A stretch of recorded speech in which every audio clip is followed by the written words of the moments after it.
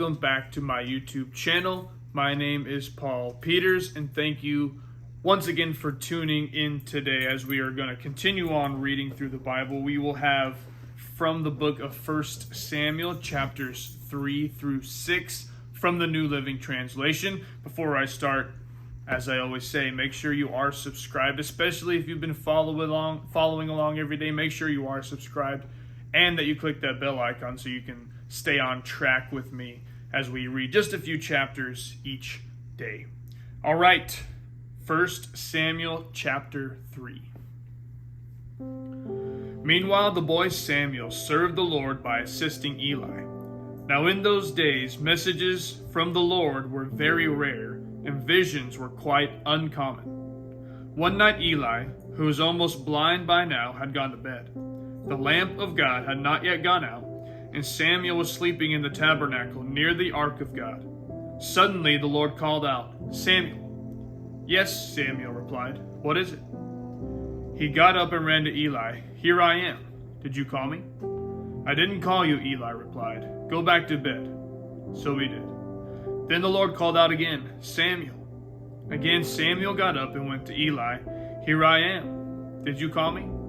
"I didn't call you, my son," Eli said. "Go back to bed." Samuel did not yet know the Lord because he had never had a message from the Lord before. So the Lord called a third time, and once more Samuel got up and went to Eli. "Here I am. Did you call me?" Then Eli realized it was the Lord who was calling the boy. So he said to Samuel, "Go and lie down again. And if someone calls again, say, 'Speak, Lord, your servant is listening.'" So Samuel went back to bed. And the Lord came and called as before, "Samuel, Samuel." And Samuel replied, "Speak, your servant is listening." Then the Lord said to Samuel, "I am about to do a shocking thing in Israel. I am going to carry out all my threats against Eli and his family from beginning to end. I have warned him that judgment is coming upon his family forever, because his sons are blaspheming God, and he hasn't disciplined them. So I have vowed that the sins of Eli and his sons will never be forgiven by sacrifices or offerings." Samuel stayed in bed until morning, then got up and opened the doors of the tabernacle as usual. He was afraid to tell Eli what the Lord had said to him, but Eli called out to him, "Samuel, my son." "Here I am," Samuel replied. "What did the Lord say to you? Tell me everything, and may God strike you and even kill you if you hide anything from me." So Samuel told Eli everything. He didn't hold anything back. "It is the Lord's will," Eli replied. "Let him do what he thinks best." As Samuel grew up, the Lord was with him, and everything Samuel said proved to be reliable. And all Israel, from Dan in the north to Beersheba in the south, knew that Samuel was confirmed as a prophet of the Lord. The Lord continued to appear at Shiloh and gave messages to Samuel there at the tabernacle, and Samuel's words went out to all the people of Israel. 1 Samuel chapter 4. At that time Israel was at war with the Philistines.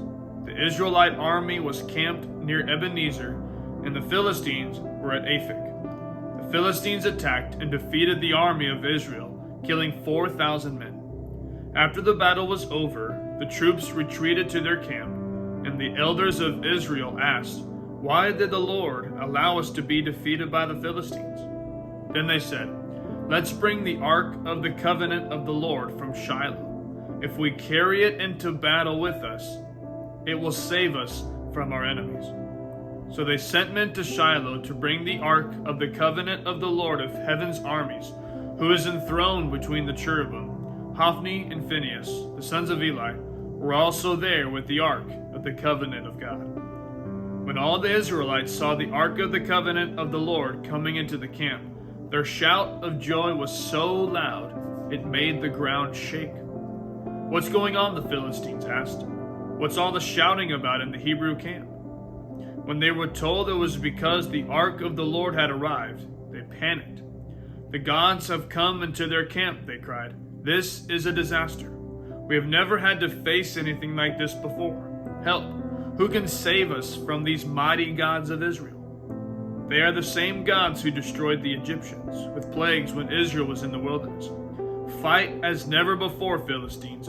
If you don't, we will become the Hebrew slaves just as they have been ours. Stand up like men and fight."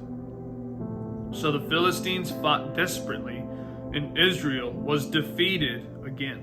The slaughter was great. 30,000 Israelite soldiers died that day. The survivors turned and fled to their tents. The ark of God was captured, and Hophni and Phinehas, the two sons of Eli, were killed. A man from the tribe of Benjamin ran from the battlefield and arrived at Shiloh later that same day. He had torn his clothes and put dust on his head to show his grief. Eli was waiting beside the road to hear the news of the battle, for his heart trembled for the safety of the ark of God. When the messenger arrived and told what had happened, an outcry resounded throughout the town. "What is all the noise about?" Eli asked. The messenger rushed over to Eli, who was 98 years old and blind. He said to Eli, "I have just come from the battlefield. I was there this very day." "What happened, my son?" Eli demanded. "Israel has been defeated by the Philistines," the messenger replied. "The people have been slaughtered, and your two sons, Hophni and Phinehas, were also killed, and the ark of God has been captured." When the messenger messaged what had happened to the ark of God, Eli fell backward from his seat beside the gate. He broke his neck and died, for he was old and overweight. He had been Israel's judge for 40 years. Eli's daughter-in-law, the wife of Phinehas, was pregnant and near her time of delivery. When she heard that the ark of God had been captured and that her father-in-law and husband were dead, she went into labor and gave birth. She died in childbirth, but before she passed away, the midwives tried to encourage her. "Don't be afraid," they said. "You have a baby boy." But she did not answer or pay attention to them. She named the child Ichabod, which means "where is the glory?" For she said, "Israel's glory is God." She named him this because the ark of God had been captured and because her father-in-law and husband were dead. Then she said, "The glory has departed from Israel, for the ark of God has been captured." 1 Samuel chapter 5. After the Philistines captured the ark of God, they took it from the battleground at Ebenezer to the town of Ashdod.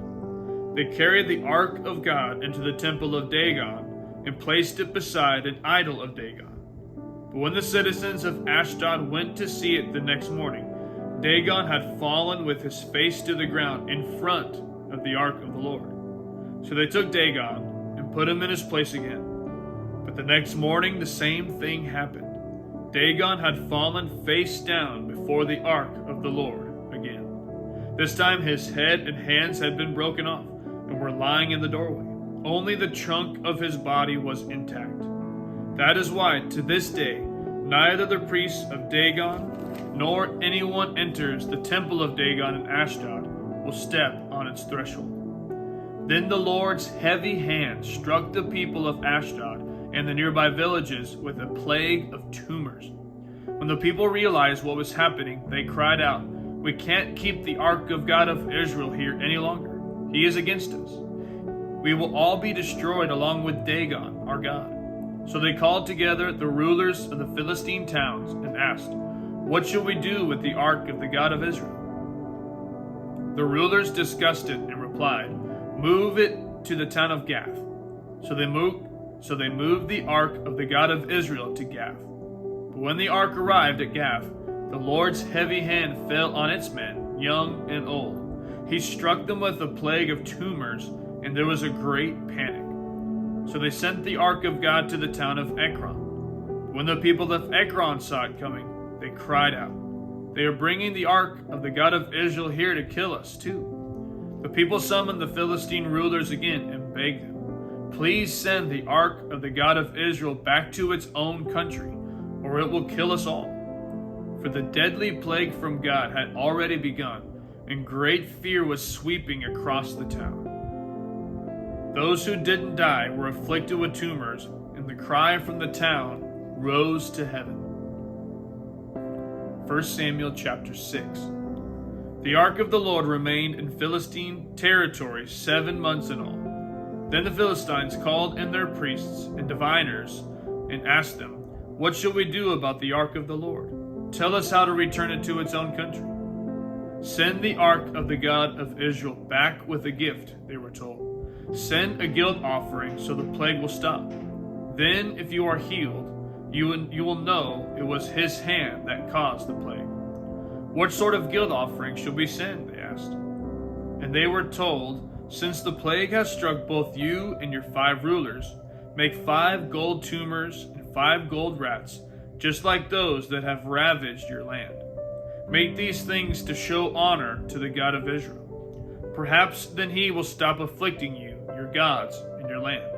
Don't be stubborn and rebellious as Pharaoh and the Egyptians were. By the time God was finished with them, they were eager to let Israel go. Now build a new cart and find 2 cows that have just given birth to calves. Make sure the cows have never been yoked to a cart. Hitch the cows to the cart, but shut their calves away from them in a pen. Put the ark of the Lord on the cart and beside it place a chest containing the gold rats and gold tumors you are sending as a guilt offering. Then let the cows go wherever they want. If they cross the border of our land and go into Beth Shemesh, we will know it was the Lord who brought this great disaster upon us. If they don't, we will know it was not his hand that caused the plague. It came simply by chance." So these instructions were carried out. 2 cows were hitched to the cart, and their newborn calves were shut up in a pen. Then the ark of the Lord and the chest containing the gold rats and gold tumors were placed on the cart. And sure enough, without veering off in other directions, the cows went straight along the road toward Beth Shemesh, lowing as they went. The Philistine rulers followed them as far as the border of Beth Shemesh.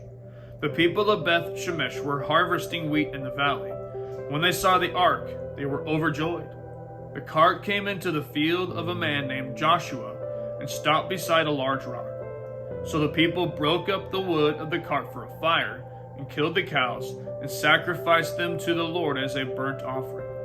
Several men of the tribe of Levi lifted the ark of the Lord and the chest containing the gold rats and gold tumors from the cart and placed them on the large rock. Many sacrifices and burnt offerings were offered to the Lord, and day by day the people of Beth Shemesh. The 5 Philistine rulers watched all this and then returned to Ekron that same day. The 5 gold tumors sent by the Philistines as a guilt offering to the Lord were gifts from the rulers of Ashdod, Gaza, Ashkelon, Gath, and Ekron. The 5 gold rats represented the 5 Philistine towns and their surrounding villages, which were controlled by the 5 rulers. The large rock at Beth Shemesh, where they set the ark of the Lord, still stands in the field of Joshua as a witness to what happened there. But the Lord killed 70 men from Beth Shemesh because they looked into the ark of the Lord. And the people mourned greatly because of what the Lord had done. Who is able to stand in the presence of the Lord, this holy God? They cried out, "Where can we send the ark from here?"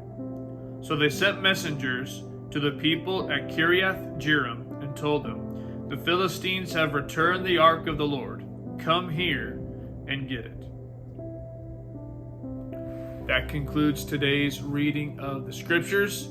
Thank you once again for tuning in and following along with me as we are getting through the Bible in 2024. We'll see you tomorrow. Love you, and God bless.